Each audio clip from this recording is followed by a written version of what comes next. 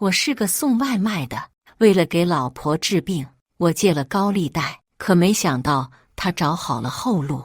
为了摆脱我，他设计陷害我，我被他情夫殴打怒骂，儿子在一旁鼓掌。叶叔叔好厉害呀，比我爸爸厉害多了，有豪车豪宅，我要叶叔叔当我的爸爸。我被扫地出门，高利贷出来的钱也被老婆带走，还不起钱，被逼债无路。没想到催债的雷霆手段，居然找到了我从未见过的亲生母亲。那天，我妈开着迈巴赫来与我相认。大家好，开始今天的分享之前，希望你能给人间烟火点个订阅，我将会分享更多优质的内容。我像狗一样趴在地上，叶婷站在我面前，居高临下地看着我。何清跟着你这种废物，实在是受苦了。轩轩一脸崇拜地鼓起掌来，叶叔叔好厉害呀，连我爸爸都不是你的对手，我最崇拜叶叔叔了。叶婷嘲弄一笑，抬脚踩到我的头上，你一个破送外卖的，也敢和我叫板？你知不知道在我眼里，你和狗没什么区别？我的老婆温和清站在一旁，不仅没帮我说话，还摇了摇头。谁让你惹到了叶公子呢？不是我不想帮你，实在是我也没办法呀。老公，你也当放我一条生路，轩轩也能过上好日子啊。儿子轩轩也兴奋地拍起了手，好耶好耶，我要住进叶叔叔的大房子里了，能每天都吃好吃的，玩好玩的，不想再回爸爸那个破破烂烂的家了。他后腿地扑到叶婷怀里，叶叔叔，我要你当我的爸爸。叶婷任由轩轩抱着，轻蔑地看着我，看到了吗？没有人想选择你，何必自讨苦吃呢？老婆眼里没有出现一丝不舍，反倒都是藏不住的厌恶。轩轩也跟着抬起小脚，学着叶婷踩到了我头上。爸爸，不，臭送外卖的，还不赶紧滚出这里，我们不需要你，你是个臭人坏人。我狼狈起身，拍了拍身上的土，脚步一瘸一拐，沉默地准备离开。身后传来一声嗤笑，呵，还是个瘸子。何清，你究竟是怎么忍受他的？温和清声音淡淡的，如今也算是苦尽甘来了。我回头看了一眼这幸福一家三口，算了，错付的真心就当我喂了狗吧。回到城中村的租房，催债的刚好堵在了门口，看见我，他们目露凶光，赶紧还钱，不然别怪我们不客气。我失神地揉了揉还在发懵的脑袋。2月前，老婆确诊了癌症，这种病对于我们这种底层家庭来说，毫无疑问是场巨大的打击。老婆不停地哭，儿子还不知道发生了什么事，天真问道：生病去医院不就行了吗？我叹了一口气，目前攒的钱只刚刚好够儿子读书，医生给出的预估费用是20万，这笔钱对我来说无疑是个天文数字，可我也没法看着老婆就这样等死。我一深一浅地往外走，掏出手机开始接单，毫无思绪，脑子里只有一个想法，我要挣钱。可一夜过去，收入200，对于癌症不过是杯水车薪。走投无路之下，我借了高利贷，这笔钱我统统都转给了温和清。我和他说，你安心治病，一切有我，不用担心。可他收了钱，哭着和我说，陆之安，我们离婚吧。我以为他是怕耽误了我，可没想到他是怕我影响了他美好的前程。喂，发什么呆？不还钱，你找死吗？我点点头，语气平淡，死也行，活着太苦了。我为了活这么努力，到头来却成了一场笑话。死又有什么畏惧的？我无视催债的，径直进了屋，任由他们威胁怒骂。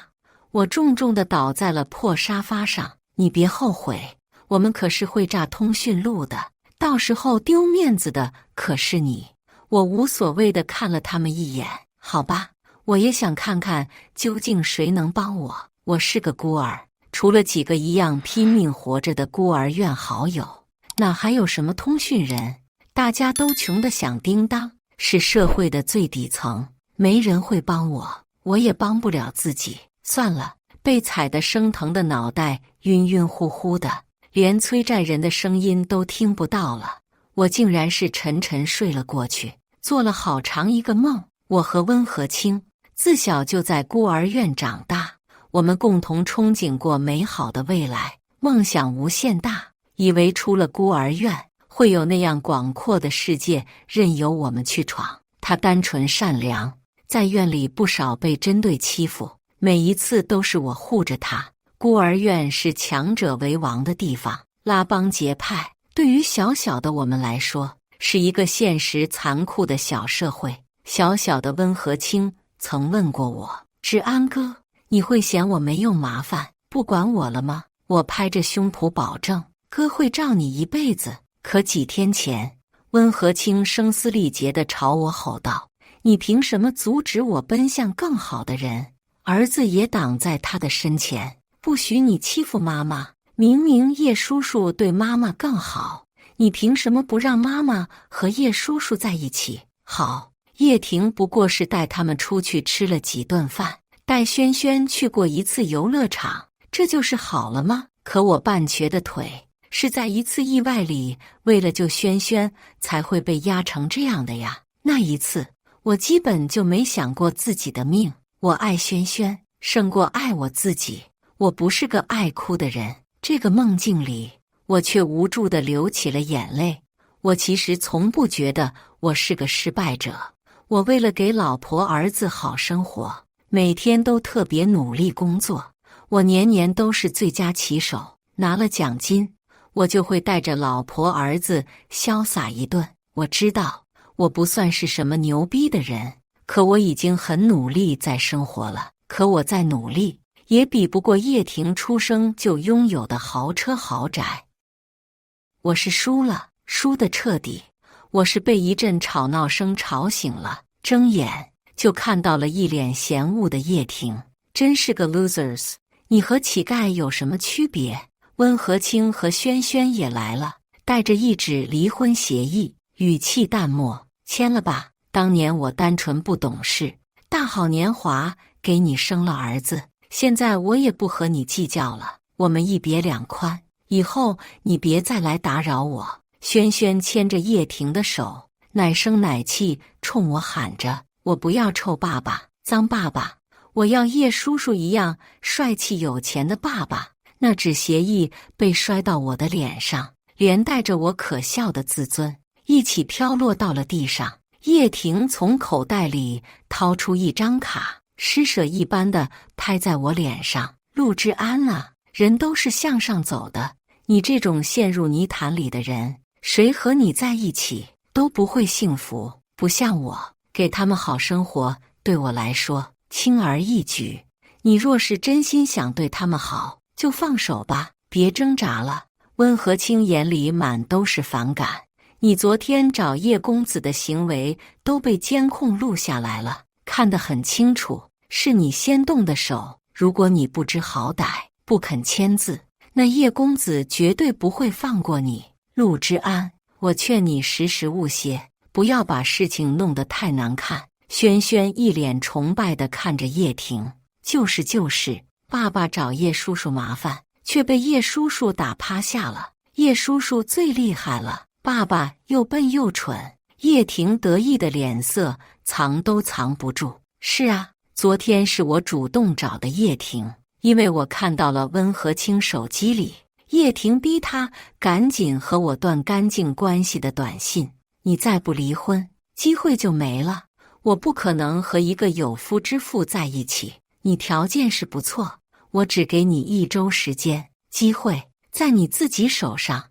我拿着短信质问温和清，他却情绪崩溃地朝我大喊，你借的高利贷，我敢拿去治病吗？病好了之后还要调养，还要护理复查，哪一项不要钱？退1万步说，我痊愈了，可背上了债务，我要怎么还？轩轩还这么小，我和你过得下去吗？陆之安，我们在一起还有未来吗？明明全是死路啊！我只是想活着而已，有这么难吗？我想和他说，人活着就有希望，我会努力工作的。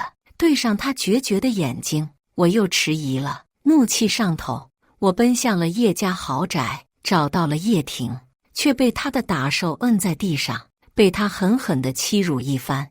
温和清带着轩轩赶到时，我对上了他失望至极的眼睛。陆之安，你为什么非要自讨苦吃，还嫌自己不够可笑吗？是啊，我是挺可笑的。我拿起笔，没有犹豫地签下了自己的名字。温和清明显松了一口气，叶婷不屑地笑了一声，轩轩开心地鼓起了掌。好爷，终于不用跟穷爸爸在一起了。叶叔叔，以后我叫你爸爸可以吗？叶婷挑了挑眉，语气轻佻。算你小子命好。收拾好行李的温和清走了，他没带走什么，只有自己的证件、必需品，还有我签了名的那张协议。他步伐轻巧，逼耸的城中村里，跑车启动的声音格外刺耳，一下一下地震进我的耳朵里。我躺在沙发上发着呆，回望起自己可笑的前半生，腿上却传来刺痛。那是救轩轩之后腿上骨折留下的后遗症，被火车碾压过的小腿永远也回不到原来那样矫健的状态，就像我的人生一样，跌入了从未有过的深渊里。在这种极端的失落里，我意外的平静。我是一个孤儿，对亲人的渴望比常人更加浓烈。温和清和轩轩毫无疑问是我人生中最重要的两个人。温和清诊断还没出的时候，我跪在医院的走廊，祈求着上苍怜悯，如果可以，我愿意替他承担一切。轩轩出意外的那次，我无比庆幸最后受伤的只是我的腿，我无比忠诚地守候着自己的小家。可现实残酷残忍，这世上再也没有牵挂我或者我牵挂的人了。我用最后的钱买了几瓶烈酒，酒过三巡，任由那浑浑噩噩的感觉冲上脑海。可偏偏是这个时候，手机响了，来电显示着安全带专员，又是催债的。我刚想挂，门口却传来极重的敲门声。兄弟，我已经找到你妈电话了，如果你不还钱，这个电话我就直接拨过去。你要是不想让你家里人知道你的丑事，就赶紧把钱还了，不然丢的可是你的脸。我妈，我是个孤儿，我哪来的妈？酒意上头，我无所畏惧地打开了门。打？你给我打？老子倒想看看你哪找来的我妈！凶神恶煞的肌肉男横眉冷对，是你给脸不要脸的！他怒目圆瞪，当着我的面摁下了拨通键。看着我无所畏惧的模样，他语气轻蔑：你这种扑街仔我见多了，花天酒地，最后让孤苦老人给你还钱，老子都觉得让丧良心。你妈生你，不如生块叉烧。我冷笑一声，并不在意他的辱骂，而是冷冷地看着他的手机通话。我也好奇，我从哪冒出来这么大一个妈？喂，文总正在开会，请问你有什么事吗？肌肉男冷笑一声，开会？他开的什么会？是如何处理扑街儿子的声讨大会吗？你告诉他，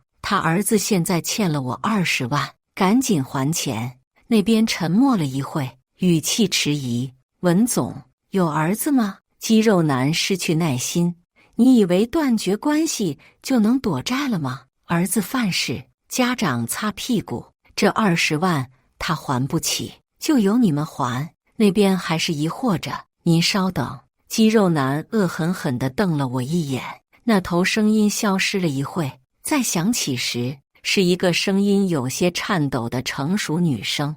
你说我儿子欠了你20万，他在哪？你是怎么找到他的？肌肉男回道，我是催债的，我自然有我的方式。S 城联合区包头村505号6楼605，赶紧带着钱过来，不然别怪我不客气。那边语气焦急，别，我马上过来，你别冲动。我被这一幕差点逗笑了，有点不明白这一出究竟是真的还是演的。电话还没挂，我对着肌肉男笑着开口：兄弟，你还是解释一下吧，你肯定找错了，因为我根本就没妈，我从小就是孤儿啊。肌肉男黄牙一咧，找得得意。对，老赖被找上爹妈都是这样狡辩的，你这么说就证明老子没找错，这肯定就是你亲妈，老子他娘托人在基因库里找的，你铁打的亲妈怎么可能有错？我皱了皱眉。基因库，前段时间我去医院照顾温和清，做了一次血型检验，或许是在那时候录入了基因，可我并不相信仅凭这个就能找到我所谓的亲妈。我叹了一口气，等会耽误了别人一场，都不知道怎么解释才好。我坐回了沙发，给肌肉男递了一瓶酒，他看了我一眼，没有接。老子不喝这种廉价假酒，淡得像水，是吗？明明我觉得辣得不得了，无所谓。我一个人闷了起来。钱我会还你的，我不是个不讲道理的人，只是我现在没这么多，我打工也会还给你，给我一点时间可以吗？反正生活也没希望，欠人家的就要还，我不会赖。肌肉男眼神鄙夷，这话等你妈来了跟你妈说吧，你问问她能不能慢慢还。我沉默了，酒可喝一口又一口。没等多久，汽车的声音在楼下响起，肌肉男眉毛一挑，可谁也没想到电梯里走出来是一个一身西装的男性。你妈是男的？我差点一口酒喷出来。那西装男倒是沉稳得体，没有因为肌肉男的话失态，却在看到我的第一眼后愣了一下。先生，您怎么称呼？他直接替我还了20万，连本带利是28万5千。肌肉男走后，西装男当着我的面打起了电话。文姐，这您亲自看一眼就知道了，根本就是和您一个模子刻出来的。电话还没挂，他礼貌地开口问我，冒昧问一下，先生您屁股是不是有一块三角形的黑痣？我惊得长大了嘴，谁告诉你的？恰好我穿的是短裤，我直接撸起裤脚，亮出了我的三角形黑痣。西装男激动地捂着手机说道，是他，是小少爷。小少爷？什么小少爷？我还没反应过来，视频电话就被举到了我的脸上。我看到了一个和我几乎是性转版的中年女人，她眼眶深红，语气却有力。楠，你还记得我吗？我有些痴呆地摇了摇头，酒精上脑，整个人都昏昏沉沉的，不知怎地，一股子困意也涌了上来。那边还在叽叽喳喳地说什么，我却一个也听不清了，反而是闭上眼，直接昏睡了过去。或许这是一场梦吧，我无奈地想着，人在痛苦的时候，虚构一些美好的假象，也不算是罪过。这梦也太好了，我居然找到了我的妈妈，原来我也有妈妈吗？我笑得很得意，脑子越混沌，我却越清醒。不知过了多久，这个梦也渐渐空白了。是要醒了吗？梦终究是会醒的。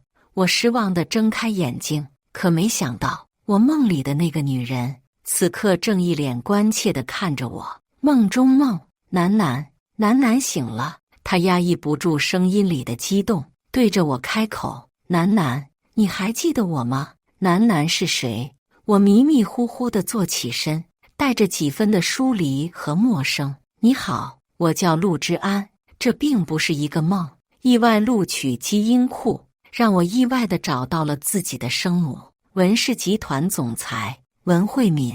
基因检测报告摆在我面前，我信也得信，不信也得信。她早年和丈夫也就是我亲爸离婚，儿子也被丈夫偷走。可没想到那男人不靠谱，在火车站一不留神我就不见了。那会监控不多，找了好久都没我的下场，直到现在他从没放弃过找我。谁想阴差阳错的，居然是被催债的联系上的。一阵时间的嘘寒问暖，惋惜悲痛，紧接着是久别重逢。回忆往昔后，我还没从巨大的转变中回过神来，我那亲妈就激动地替我安排好了一切。志安啊，你现在还年轻，妈带你好好学习，即使从头再来，有我在，也绝对不会让你输。我萌萌地点点头。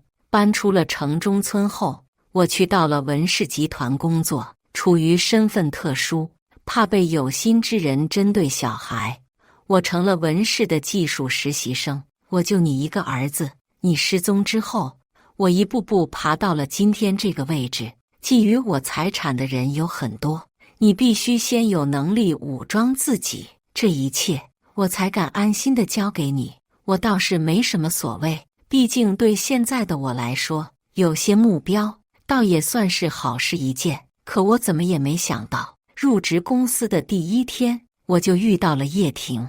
问了别的实习生才了解到，原来叶婷是文氏集团高层领导叶伟的儿子，如今也在文氏工作。听说是一个难缠的家伙，好心提醒我的实习生和我说，他就是一个二世祖，在公司里作威作福，偏偏因为爹，谁也不敢说他有钱人，就觉得自己比我们高一头，能避就避开吧。我了然的点点头。叶婷的阴险我见识过不少，可没想到再相逢，居然是在这样的场合下。我并不准备避开他，相反，我只等着他主动来找我的麻烦。这几天感冒，我一直戴着口罩。叶婷来到我部门视察的时候，我也没摘下来。他趾高气昂地走了过来，语气高傲，说过多少次，茶水间不要弄得湿湿的。你们这一组的实习生眼瞎还是耳聋，说话不知道听，看见不知道擦，没有人品素质，工作能做好吗？我身边的实习生林梦侧到我身边，小声吐槽，看，见识到了吧，他这个人就是这样的，没必硬装。工作上的事他一窍不通，只能靠这种闲活来找别人不痛快了。他以为他是卫生委员吗？简直！林梦话还没说完，叶婷却转过来，眼神凌厉地盯着他。那个粉色衣服的女的，你在嘀嘀咕咕什么？是对我有什么不满吗？滚过来，你来擦！林梦突然被指到，脸色涨红，可被叶婷的身份压迫着，她只好咬着牙起身。就在她正准备去的时候，我伸手拉住了她。别管！叶婷似乎没想到我敢违抗她，她眯了眯眼，看向我，戴着口罩那个男的，你是准备英雄救美吗？要不你来擦？林梦给我使了个眼色，我知道他是不想让我掺和这件事，可今天我便就是管定了。你这么爱干净，怎么不自己擦？你眼不瞎耳不聋，看见了不擦，难不成是没手？叶婷神色愠怒，你知道我是谁吗？你敢这么和我说话？我眼神轻蔑，知道啊，传闻中的二世祖，没逼硬装的富二代吗？他怒气冲冲地朝我走过来，林梦却下意识挡在我身前。这个举动让我冷不丁的心里一顿。其实从小到大，好像真的没有人这样护过我。只要我为别人出头的时候，包括温和清也是，他永远都只会躲在我身后，可林梦却挡在了我身前。叶婷趁我愣住，一把推开了林梦，直接薅下了我的口罩。看到我的脸的一瞬间，叶婷愣住了，随即她发出了一阵爆笑。这不是被我踩在脚底下的手下败将陆之安吗？我要没记错的话，你老婆儿子都看不上你，选择投靠我了吧？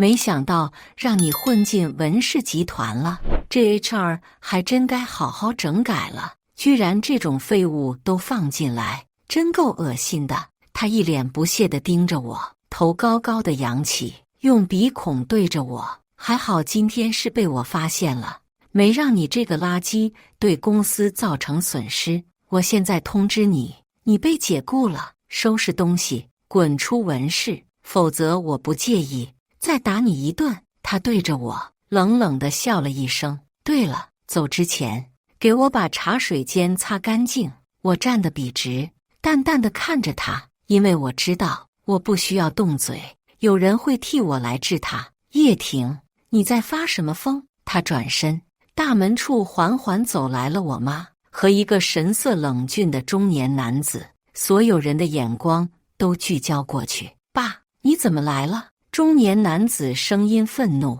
我不来，你是想造反了吗？想来那就是他的爸，文氏集团高层叶伟了。我妈面色平静，不怒自威。叶婷还在争辩，我只是在管理公司风气，教训一下没有规矩的实习生，哪能一味地纵容他们呢？爸，文怡，都是这个废物的问题，他故意把茶水间搞得乱七八糟，一看就是家里没教养的东西，怎么会把这种废物……他话还没说完，叶伟怒意深重，同时还带了一丝慌乱。放肆！你赶紧给我闭嘴！叶婷有些迷茫，或许是当众被下了面子，她面色通红，恶狠狠地看了他一眼，咬着牙和我说道：“今天老子放过你，你给我等着！”他热络地走上前，谄媚地对着我妈开口道：“文怡，我今天是有点着急了，毕竟这种情况不好处理，说大不大，说小不小，你会理解我的吧？”当着所有人的面，我妈一把甩开了他的手，反而是走到我身边来，所有人都震惊不已。我妈在这时中气十足地开口说道：“事发突然，还来不及跟各位介绍，我身边这位陆之安是我的亲儿子，如果工作上有什么不懂的，还请各位多包涵一下。”他转向我，语气带着几分愧疚。本来想让你低调点磨练自己，没想到受了欺负，是我考虑不周，你别怪妈，你放心，以后有什么事，妈肯定替你撑腰。这一下不只是叶婷，全都人都愣住了，这一层是一片的寂静无声。我妈在这时候又开口问我：“儿子，你要是不想在这里，直接跟妈上顶楼管理部，你要什么位置，妈都给你。”当着所有人的面，我摇了摇头，谦逊又得体：“不用了，我还有很多不足。这里的同事都很热情，我想先在这里磨练一段时间，妈不用担心我。”这一下，叶婷愣得像傻了一样。被他爸拽走之后，他还没反应过来，反倒是林梦，他狠狠地捶了我一拳：“你小子藏得够深啊，刚差点把我吓死了。我还说你个新人怎么这么大胆，居然敢和叶婷叫板，没想到你深藏不露啊！”我有些不好意思地笑了笑。上班的时间过得很快，我妈约我吃饭，我就在地下车库等着她。可没想到冤家路窄，我居然在这里又见到了叶婷。更令人的是，不知叶婷，温和清也在这里。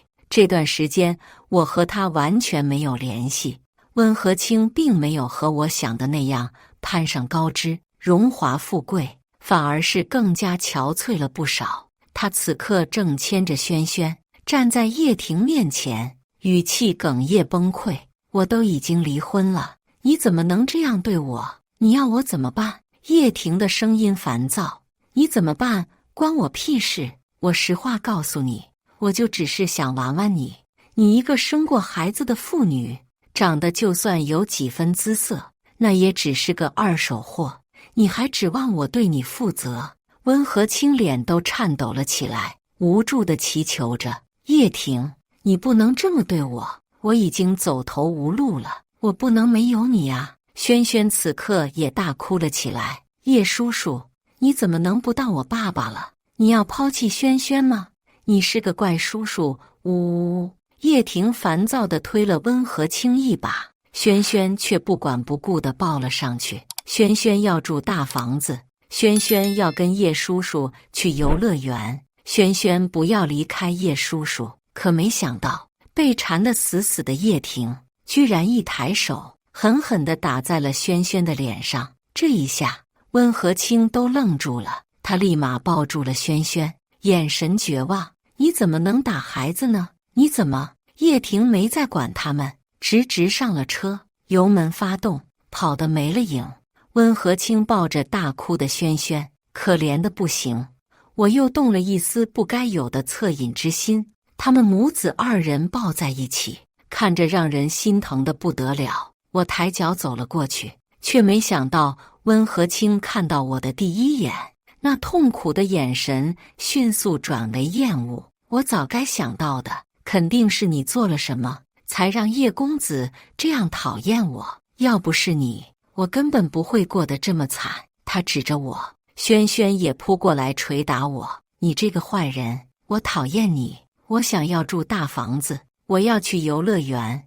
我心里最后一分怜悯也消失了。要是我不要遇见你就好了，叶婷肯定就不会嫌弃我。我真后悔和你在一起，还为你10月怀胎。我真脏，我真脏，肯定是因为我脏，叶婷才不要我。温和清还想再骂，我妈开着迈巴赫从后面缓缓驶来，她探出窗外，对着我喊道：儿子，这2个乞丐是谁？别被纠缠住了，赶紧上车。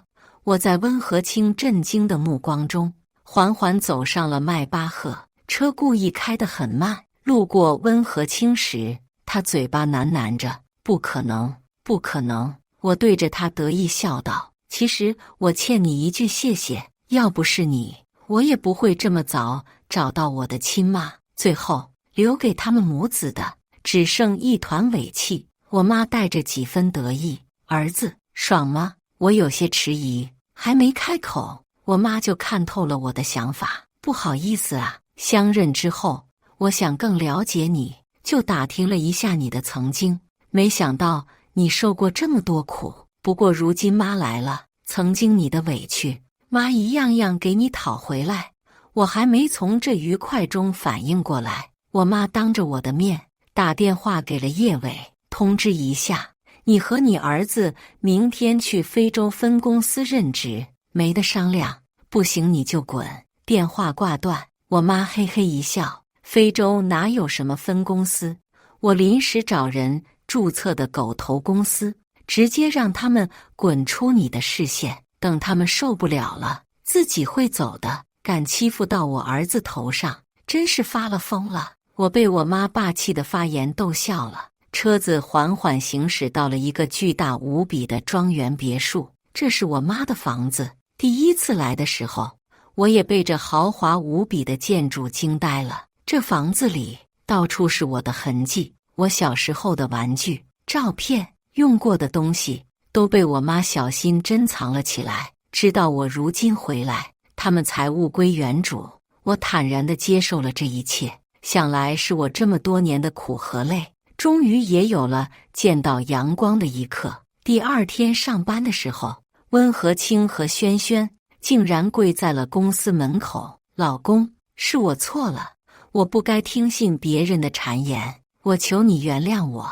我们从小到大的情谊，我又生了重病，你会理解我的苦的吧？老公，我只是想活着而已，我现在知道错了，我后悔了，你能再给我一次机会吗？轩轩也在痛哭着：爸爸，轩轩也想你了，都是叶叔叔骗我的，他让我不要你，就有好玩的、好吃的。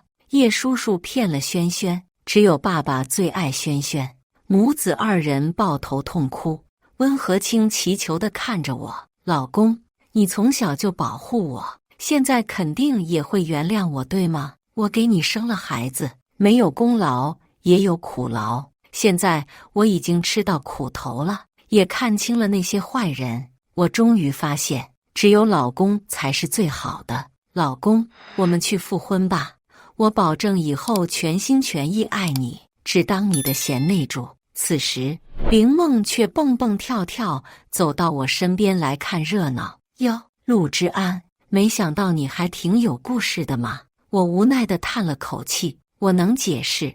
温和清看到了林梦和我稍有些亲密，突然变了脸色。老公，这就是你丢下我的原因吗？这件女人有我漂亮吗？林梦迅速解释。不，你误会了。我没让林梦继续说下去，反而是搂住了她。温和清，我们离婚可是你提的，当初你为了攀附叶婷甩了我，怎么还恶人先告状呢？我已经有女朋友了，请你不要再打扰我好吗？温和清脸色难看，并没有理会我的话，继续攻击着林梦。你这个小三，要不是你，我老公根本不可能变心。你给我滚，离我老公远一点。林梦也来气了。大姐，你骂谁呢？轩轩突然站起来，想扑到林梦身上，嘴上还喊着坏阿姨，抢我爸爸的坏阿姨，你滚开！我不允许你靠近我爸爸。只可惜他还没靠近，就被我推开了。当时签的离婚协议附件还含了一份断绝关系的协议吧？目前来看，你并不是我儿子了，别叫我爸爸了好吗？我配不上。轩轩却大哭了起来。我要爸爸，我就要爸爸。我没有再理会，而是叫了保安，把这两个闹事的赶了出去。没想到他们根本就不死心，仿佛认定了我必须会回心转意。我没有惯着他们，故意带着林梦高调地出现在各种场所，想让温和清赶紧死心。可谁知道温和清居然做丧心病狂的事，他跟踪林梦，还用生命威胁她。林梦也蠢，她还想瞒着不告诉我。要不是我亲眼看见温和清跟踪林梦，我还不知道。嗨，这算什么事？林梦故意用轻松的语气和我说话，让我又想起了那天叶婷找我麻烦，她挡在我身前的时候，我的心微微一动。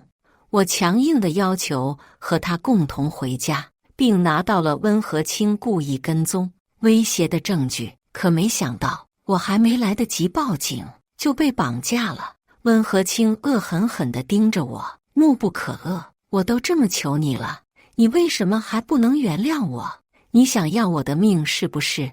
我无奈地摇了摇头，庆幸着他绑架的还好是我，不是林梦。同时我也清楚，仅凭他一个人是完不成绑架计划的，他肯定是受人指使。看到叶婷那一刻，我特别的无奈。他明明已经拥有很好的一生了，可他却非要自己毁了自己。叶婷得意洋洋地走到我身边，一下一下扇着我的脸。文氏集团小公子，你也配？你永远都只能当我脚下的狗，你就是个废物，还敢让我不好过？我笑着开口问他：叶少爷，是非洲不合心意吗？叶婷怒目圆瞪，气急反笑，转头对着温和清说：来，你来断了他的一只手，做好了，我就允许你继续当我的情人。他把棒球棍递给温和清，有些慌张。叶婷催促他：快呀，你别忘了，要是没钱治病，你很快就会死。温和清被这句话吓到了，走到我面前，红着眼开口道：陆之安，是你逼我的，谁让你不给我钱，不和我复婚？他高高的举起棒球棍，还没打下来，门外的警笛声就响起来了。他一受惊，棍子砸在地上。叶婷怒骂了一路：他妈的，真是坏事！我冷冷一笑，他们不知道的是，我妈早就有了先见之明，我的手表带了定位系统。温和清慌得不得了，结结巴巴地问叶婷：我不会有事吧？我不能有事。警察破门而入，他们翻窗想逃，温和清却因为胆子太小而不敢跳下去。他走投无路，跪到我面前：老公，他逼我的，叶婷逼我的，你要救我，轩轩不能没有我呀！警察直接反绑了他的手，正义开口：“有什么话去警局说。”警察效率很快，还没半个小时，叶婷和一群同伙就被抓捕归案了。这一次，他们绝对逃不掉法律制裁了。我是叶伟的儿子，你们不能对我大呼小叫。叶婷惊恐万分，她从小就是娇惯长大的，平时也受小弟们追捧，又有爸爸的庇护，第一次吃到苦头，肯定是手足无措。至少这种手段，他们肯定不是第一次用。可他这次真的惹错人了。叶伟也是慌慌张张地赶来，祈求我妈放过他这个老来得子。我妈冷冷开口：“我绝对会严厉处理。文氏的律师团从来不是吃素的。”法庭上，两人被判了5年有期徒刑。温和清脸色苍白，叶婷痛哭流涕：“爸，你救救我！你找关系救救我！我不要坐牢啊！之前的周叔叔、李叔叔，这次为什么不能救我了？让他们帮帮忙啊！”这一下，叶伟脸都黑了。这不是买1送2了吗？温和清绝望地祈求我：“轩轩，你不会放弃轩轩对吗？”“不对，背叛我的，就算是我儿子，我也不会再回头。”走出法庭的那一刻，我牵着凌梦的手，微风轻抚她额间的发，美的动人心魄。同时，孤儿院里新来的小孩陆宇轩不知死活地对着那里的大鬼头放话：“我才不理你们，你们都是孤儿。我爸爸是大老板，和你们不一样。”可他忘了，他的爸爸是他亲自推开的呀。断掉的亲情不会再有回头路。我相信我会拥有一个贴心懂事、真正爱我、心疼我的好孩子。那个人不会是他。以上就是今天分享的故事。大家有什么想说的、想吐槽的，欢迎在下方评论交流。也更希望能给人间烟火点个订阅，我将会分享更多优质的故事内容。